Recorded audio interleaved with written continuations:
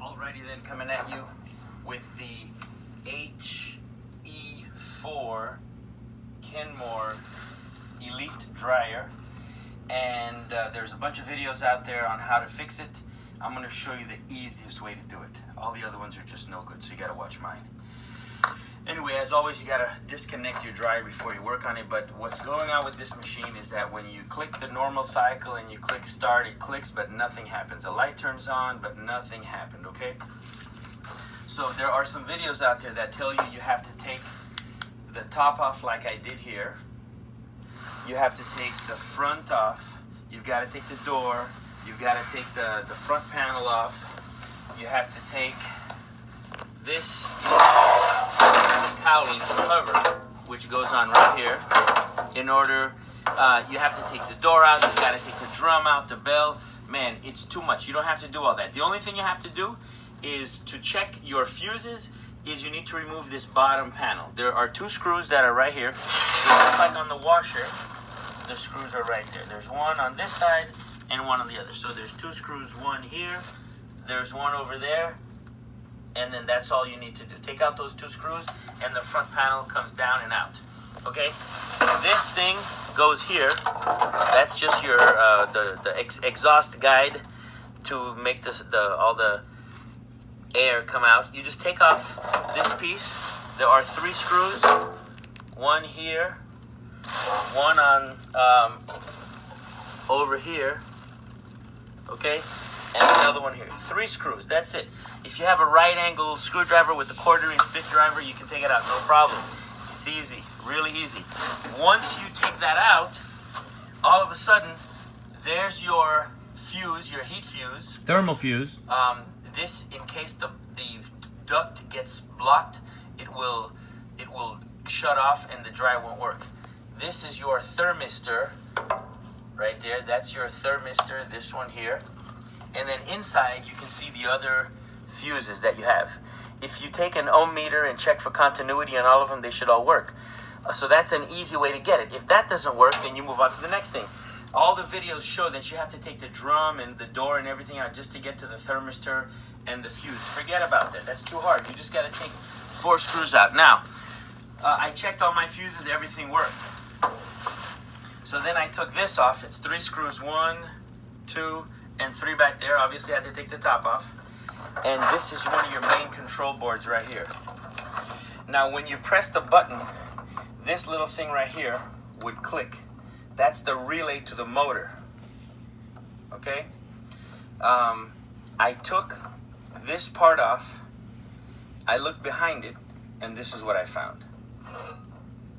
All right. While I'm switching to the next part of the video, there is a there is a reason why the dryer stops sometimes, and if your belt were to break, there's a tension arm that gets detensioned and it triggers a little switch, and that switch turns off everything so that your dryer doesn't work.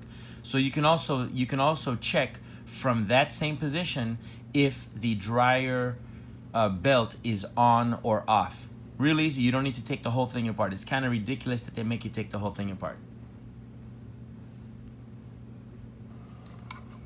Hey YouTube land, this is the motherboard or one of the main control boards off of my Kenmore HE4T dryer. When you press the button, and I'll show you the part number right there, 8546219, made in China. Awesome, hecho en China. So I've had this 4/30/90. Is that for April 30th, 2090? Maybe that's the date code. Who knows? Yeah, 4/30/09 maybe. Anyway, this is I've had the dryer for a while, and when I go to start it, I hit the start button. It makes a beep. There's a click, and nothing happens. It just doesn't do anything.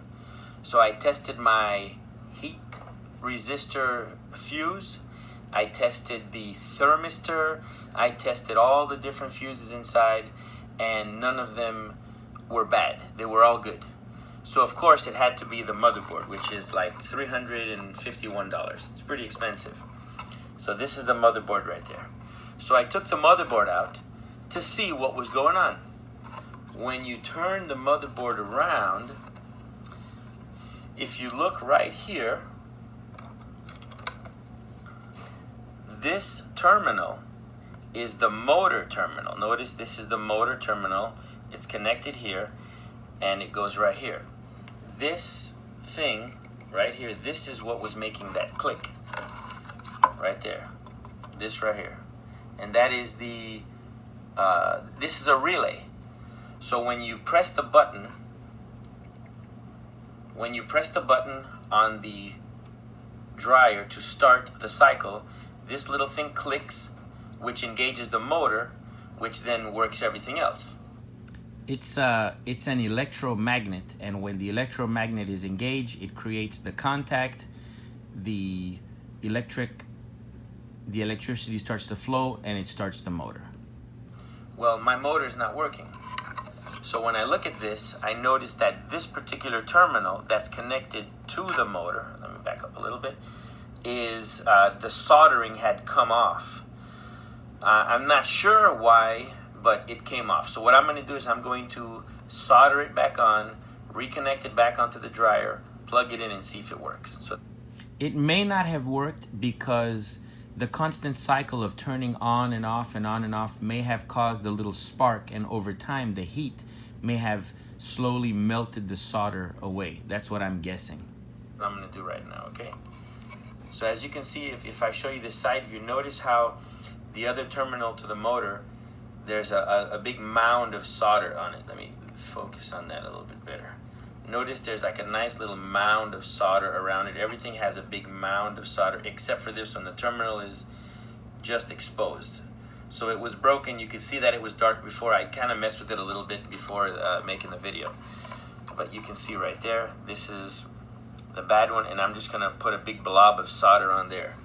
So we'll see if that works. So I have some flux paste on this little brush. I'm going to apply the flux paste on here. The flux paste allows the solder to flow and stick. So you want to get just a generous amount on there. Okay. I've got my solder gun set to about 788 degrees. It's not a big deal, but that's what it is. I'm going to just cut a little piece of solder right here. And I already cleaned the tip, and let's see what happens. So I'm going to tin it a little bit, let the solder flow, and you can see you get a nice big mound, and that's it.